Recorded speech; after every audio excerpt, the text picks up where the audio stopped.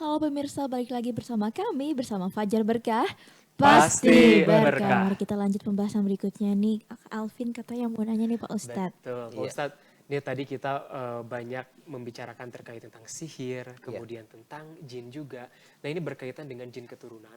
Kenapa jin keturunan ini bisa berdampak atau bisa mengikuti sampai Turun-temurun, turun-temurun istilahnya, ya. turun-temurun ke cucu, bahkan ke cicit-cicitnya Iya. mungkin ya, seperti itu. Kenapa Ustadz? Iya, jadi jin keturunan ini dia akan turun-temurun diakibatkan karena adanya perjanjian yang dilakukan oleh nenek-nenek moyang kita terdahulu dengan bangsa jin, sehingga kemudian jin itu akan merasukin atau masuk ke dalam tubuh anak keturunannya atas dasar ikatan perjanjian tersebut. Ada ya jenis jin keturunan itu yang dia masuk kemudian dia tidak ganggu sama sekali. Oh, Ya, kita mau buat apapun dia nggak ganggu. Memang tidak pernah ganggu. Tapi dia hanya datang di akhir hayat saja. Ya, ngapain dia datang? Dia datang di akhir hayat membawa roh yang membawa sesosok yang mirip dengan orang terdahulu kita. Mungkin yang kita dekatnya sama siapa? Mungkin kepada bapak kita yang sudah meninggal atau kakek kita yang sudah meninggal. Maka kemudian jin itu akan membawa seperti itu. Kemudian dia mengatakan kami sudah mendapatkan kedamaian. Ayo ikut saya. Ya, sehingga kemudian orang yang sedang syakaratul maut itu pun mengikuti dia, kemudian menyembah setan, dan kemudian dia mati dalam keadaan musyrik. Seperti itu. Jadi ada yang seperti itu. Ya, jadi sampai tujuan mereka adalah bagaimana menyesatkan kita, bagaimana membuat kita itu jauh dari Allah, bagaimana agar kemudian akhir hayat kita itu ya adalah kematian yang su'ul khotimah, kematian yang tidak baik, kematian yang jelek, seperti itu. nah Pak Ustadz, bagaimana kita tahu bahwa kita itu ada jin keturunan gitu Pak Ustadz? Kan kita nggak tahu nih, tapi dengar-dengar katanya ada gitu Pak Ustadz. Kayak aku tadi Pak Iya, Ustadz kasusnya. jadi takut gitu. Iya, betul. Jadi gini, ada beberapa ciri khas orang yang terkena gangguan jin dan itu jin keturunan.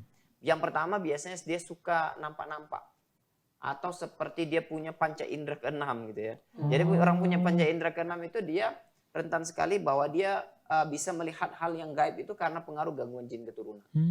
Atau ada orang yang dia tiba-tiba dapat wangsit atau tiba-tiba dapat mimpi sehingga kemudian ketika dia bangun tidur ya mimpinya itu dia dikasih sebuah keahlian atau kepintaran untuk melakukan pengobatan sehingga kemudian ketika dia bangun dia melihat ada orang sakit maka dia punya bisikan lakukan ini kasih obat ini kemudian dia lakukan dan sembuh dengan izin Allah seperti itu ya. Dan ini jin keturunan juga ya. Jadi itu salah satu ciri. Jadi orang tidak belajar tentang ilmu pengobatan tapi tiba-tiba dia bisa melakukan pengobatan. Kemudian ada juga ciri-ciri daripada orang terkena gangguan jin keturunan ini biasanya dia akan selalu mimpi yang berhubungan dengan anak kecil.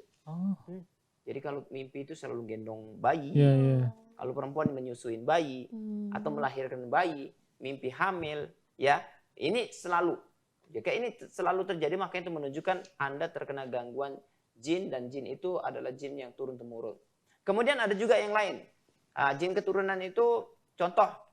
Ada seseorang yang selalu mimpi sesosok lelaki yang kemudian datang, kemudian bermesraan dengan dia, kemudian berzina, sampai melakukan hubungan intim di alam gaib, di alam mimpi, dan itu terus menerus. Nah itu bisa juga jin keturunan. Jadi jin keturunan itu kalau jinnya lelaki, kemudian yang dirasuki adalah perempuan, maka potensi menyukain wanita itu sangat besar sekali. Waduh. Gitu ya.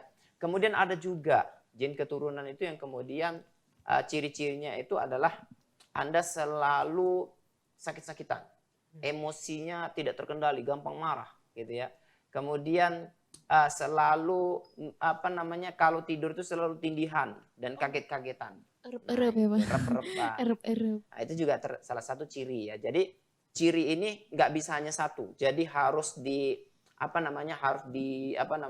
dikombinasi mungkin 3 atau 4 ciri, maka itu menunjukkan ada pengaruh gangguan. Seperti itu. Ternyata jin keturunan juga bisa melakukan bisa menyukai kita ya, bahkan bisa berhubungan gitu ya Pak Ustadz ya. Iya. Serem banget.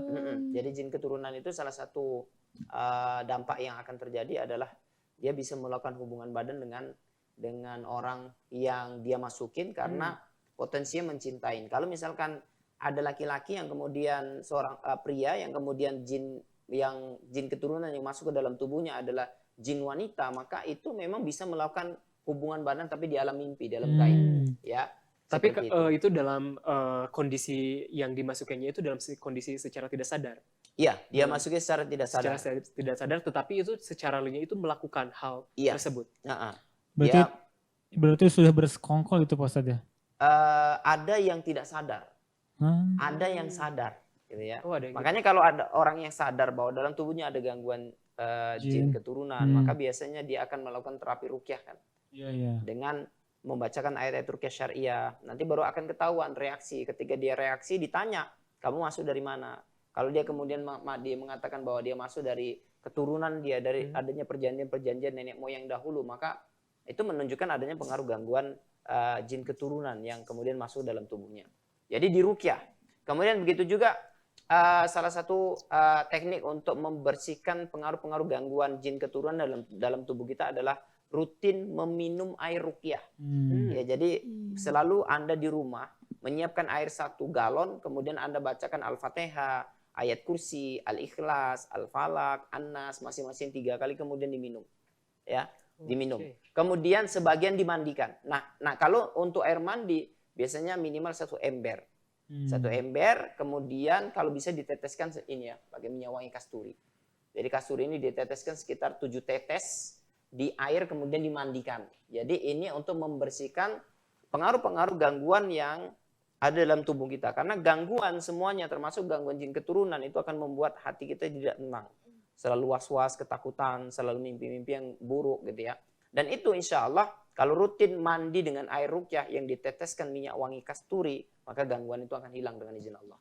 Oke. Insya Pak Allah Ustadz, ya. untuk kan misalkan kita mau terlepas nih dari jin keturunan itu nih, jadi caranya adalah untuk meruqyah diri mandiri ya Pak Ustadz ya, dan juga dibantu dengan obat-obat herbal seperti minyak kasturi. Ada lagi nggak Pak Ustadz selain minyak kasturi nih, seperti madu kah atau madu ya Pak Ustadz ya?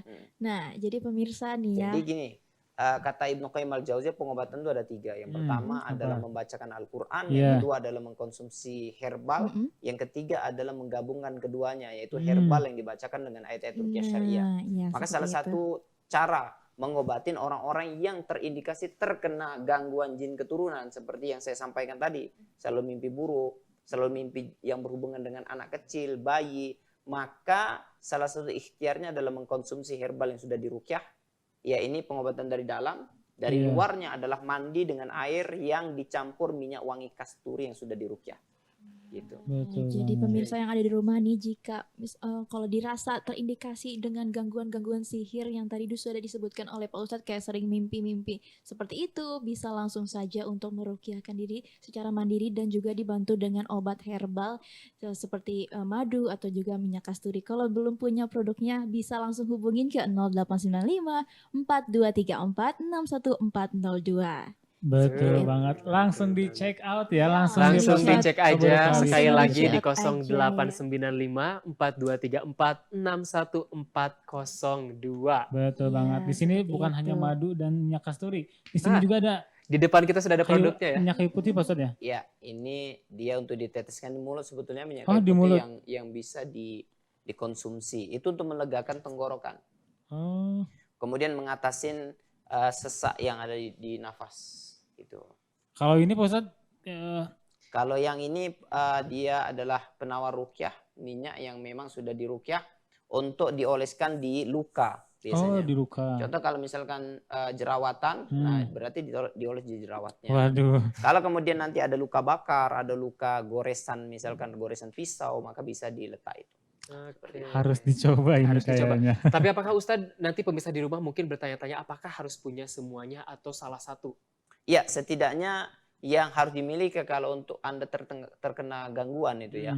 Yang pertama adalah mengkonsumsi herbal yang ini. Ya. Karena ini merupakan kombinasi dari ada sekitar 6 herbal. Yang pertama ada madu, ada habatus sauda, minyak zaitun, ada pegaga, ada ada propolis, dan kemudian ada serbuk bidara, ekstrak bidara, dan sudah dibacakan dengan doa. Ini dari dalam. Kemudian berikutnya yang kedua setidaknya pakai minyak wangi kasturi ya. Wangi kasturi ini sebetulnya sama manfaatnya. yaitu untuk dimandikan dan untuk dipakai sebelum sholat. Jadi pakai cara pakainya adalah pakai sebelum sholat di nadi seperti ini, di nadi, kemudian di telapak tangan seperti ini, kemudian dioles-oleskan dan kemudian dipakai sebelum sholat sama sebelum tidur. Oh, sebelum tidur. Ya. Kalau dipakai sebelum sholat maka insya Allah akan membuat ibadah lebih khusyuk. Kalau dipakai sebelum tidur maka insya Allah akan membuat tidur lebih nyenyak. Insya Allah. Insya Allah ya.